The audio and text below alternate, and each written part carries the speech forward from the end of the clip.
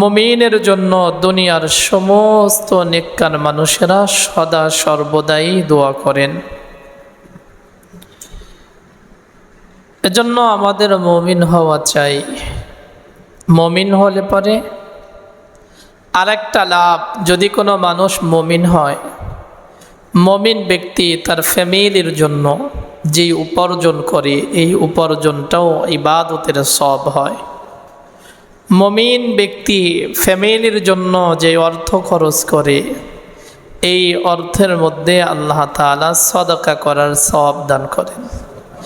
মুমিন ব্যক্তি তার ফ্যামিলির জন্য টাকা পয়সা খরচ করে, তার ছেলে মেয়ের জন্য টাকা পয়সা খরচ করে, মা বাবার জন্য টাকা পয়সা খরচ করে, বিবির জন্য টাকা পয়সা খরচ করে। এই সমস্ত খরচ যা করলো এটা আল্লাহর রাস্তায় দান করলে যেই সওয়াব হতো, মুমিন ব্যক্তির আমল নামায় আল্লাহ তাআলা সম পরিমাণ সদকা করার সওয়াব মুমিন ব্যক্তির আমল নামায় লিখে দেন।